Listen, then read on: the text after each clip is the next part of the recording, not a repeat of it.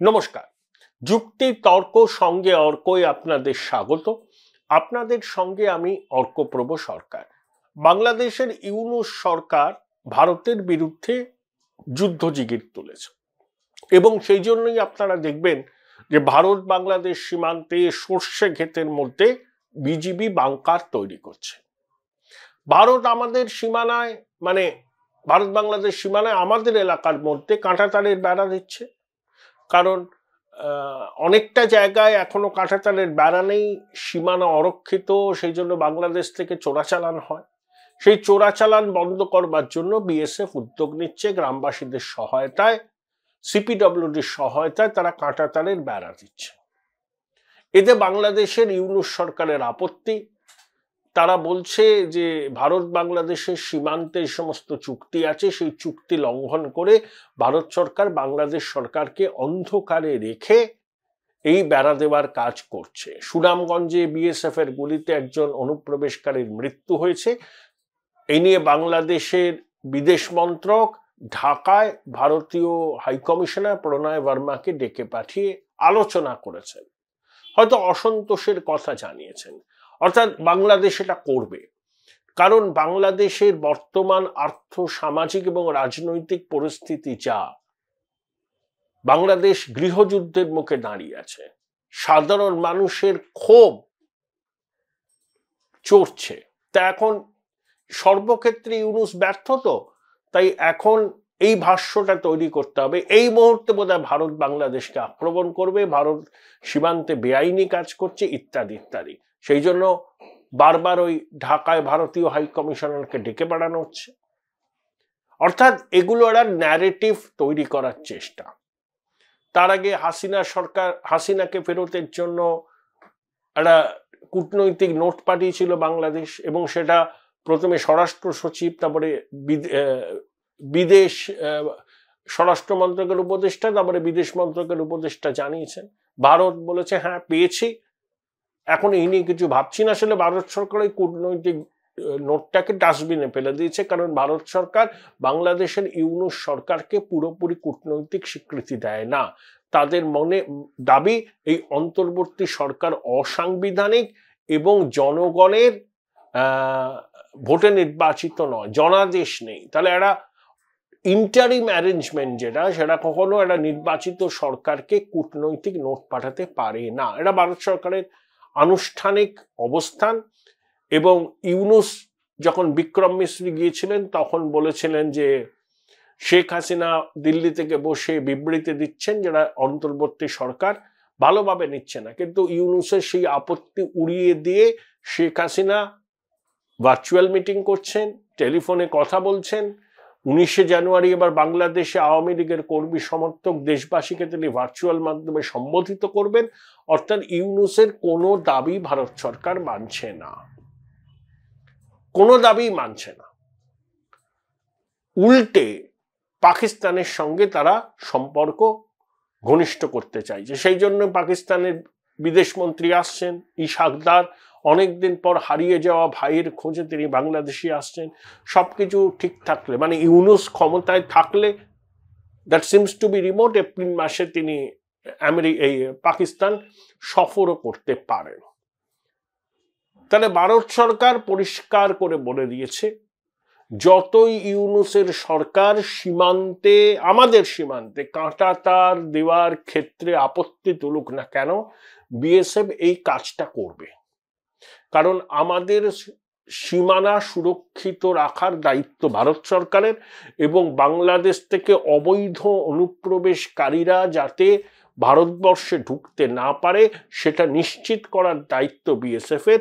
তাই যে যে জায়গায় কাঁটাতারের বেড়া দেয়া হয়নি সেই সমস্ত জায়গায় যুদ্ধকালীন তৎপরতায় কাঁটাতারের বেড়া দেয়া হচ্ছে, এবং বাংলাদেশ কি বলল না বলল সেগুলোকে গুরুত্ব দেওয়ার কোনো দরকার আছে বলে ভারত সরকার মনে করে না।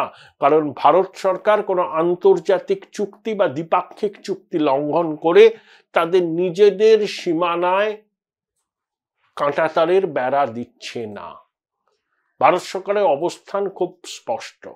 তবে একটা খবর হয়েছে যে ধর্মীয় সংখ্যালঘুদের উপর যে অত্যাচার হয়েছে ধর্মীয় কারণে সেটা ইউনূস সরকার মেনে নিয়েছে এবং যাদের উপর অত্যাচার হয়েছে তাদেরকে নাকি তারা ক্ষতিপূরণ দেবে। একটা বিশেষ হেল্পলাইন নাম্বার চালু হয়েছে যাতে ধর্মীয় সংখ্যালঘুরা আক্রান্ত হলে সেই হেল্পলাইন নাম্বারে ফোন করলে সদর থেকে পুলিশকে ইনস্ট্রাকশন দেওয়া হবে যত দ্রুত সম্ভব ঘটনাস্থলে যাওয়া।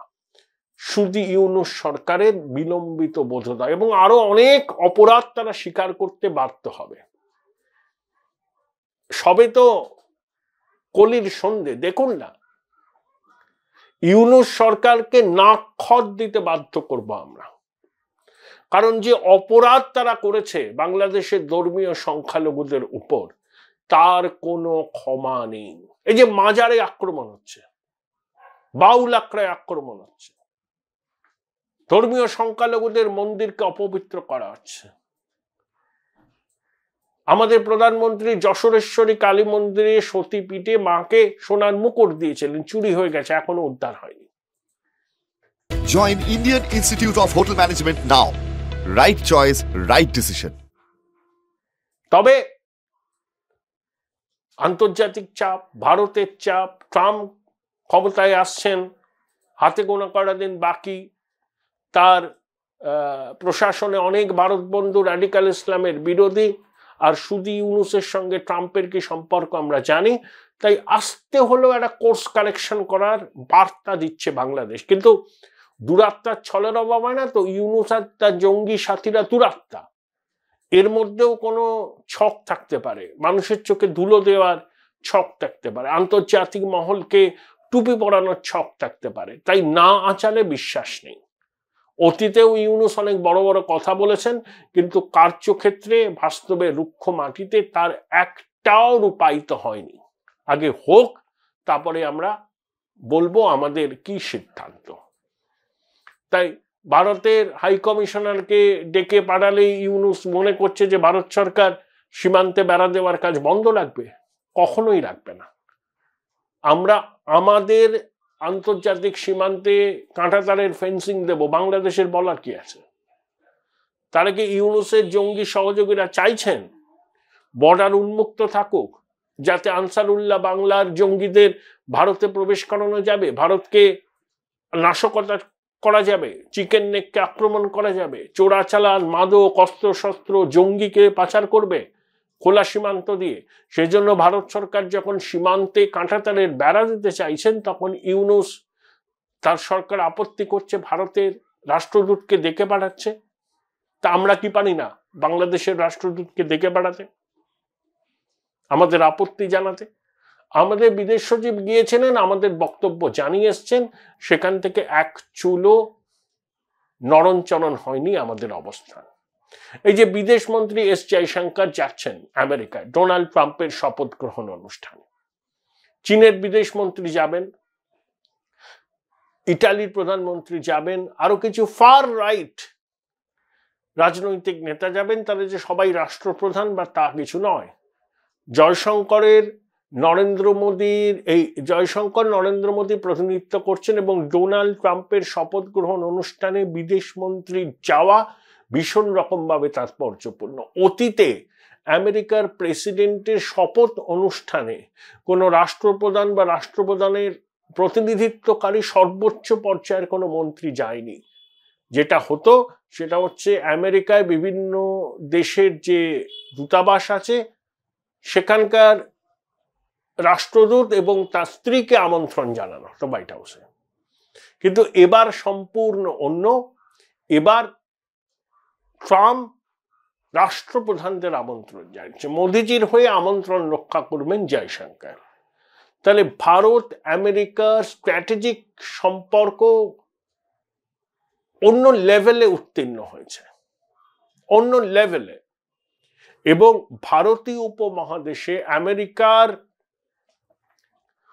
কূটনৈতিক অবস্থান কি হবে সেটা ভারতের সঙ্গে আলোচনা না করে ট্রাম্প কিন্তু ঠিক করবেন না।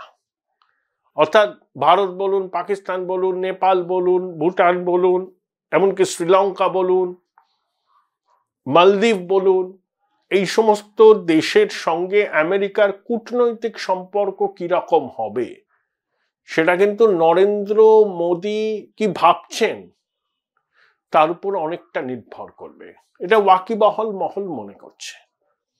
এবং ইউনূস নিজেও জানেন, এটা সাক্ষাৎকার না নিউ এজ নাকি পত্রিকা দেওয়া সাক্ষাৎকারে তো স্বীকার করেছেন যে নরেন্দ্র মোদী এবং ট্রাম্পের যে ঘনিষ্ঠ সম্পর্ক আছে তার মাসুল বাংলাদেশকে দিতে হবে। অর্থাৎ ক্লিন্টন প্রশাসন বা বাইডেন প্রশাসনের ডিপ স্টেট বাংলাদেশে রেজিম চেঞ্জের জন্য যে চক্রান্ত করেছিল তারই তো ফসল ইউনূস সেটা জানেন। তাই ইউনূস এবার কিন্তু ট্রাম্পের কাছ থেকে প্রত্যাঘাতের আশঙ্কা করছেন। তিনি জানেন যে তার গদি টলমল, যে কোনো মুহূর্তে তিনি বাধ্য হতে পারেন ইস্তফা দিতে, এবং তিনি কিন্তু বেশি দিন ঢাকার মসনদে থাকতে পারবেন না, সেটা আপনারাও জানেন, আমিও জানি, ইউনূসও জান। কারণ রিপাবলিকানদের সঙ্গে ইউনূসের সম্পর্ক ভালো না এবং ট্রাম্পের সঙ্গে তার সম্পর্ক অত্যন্ত খারাপ।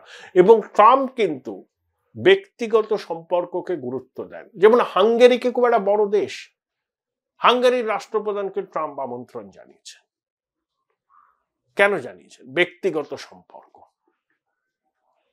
এবং ট্রাম্পের রাজনৈতিক যা দৃষ্টিভঙ্গি, এই সমস্ত নেতাদের রাজনৈতিক দৃষ্টিভঙ্গিও তাই। তা এই স্কিম অফ থিংসে ইউনূস খাপ খান না, ইউনূস নেই। ট্রাম্পের চিন্তা ভাবনার 500 মাইলের মধ্যে ইউনূস নেই। নরেন্দ্র মোদী যেটা ভাবছেন বাংলাদেশ ইউনূস প্রশাসন সম্পর্কে, ট্রাম্পও ঠিক সেই কথাই ভাবছেন। কোনো সামান্য কিছু বাস্তবের মাটিতে দাঁড়িয়ে এদিক ওদিক হলেও মোটের উপর আমেরিকার এই ভারতীয় উপমহাদেশের বিদেশ নীতি নির্ধারণ হবে নরেন্দ্র মোদীর মনোভাব কি সেটা বুঝে। তাই যতই চমকাক ইউনূস আর তার জঙ্গি সরকাররা, ওদের থোঁতামুখ ভোঁতা করে দেবে ভারত। যতই আমাদের রাষ্ট্রদূতকে তলব করুক, আপত্তি জানা, কাঁটাতারের বেড়া কেন হচ্ছে সীমান্তে, আবার দর্থহীন ভাষায় জানাই যে আমাদের সীমান্তে আমরা কাঁটাতারের বেড়া দেব, যাতে বাংলাদেশ থেকে জঙ্গিরা ভারতে ঢুকে নাশকতা করতে না পারে।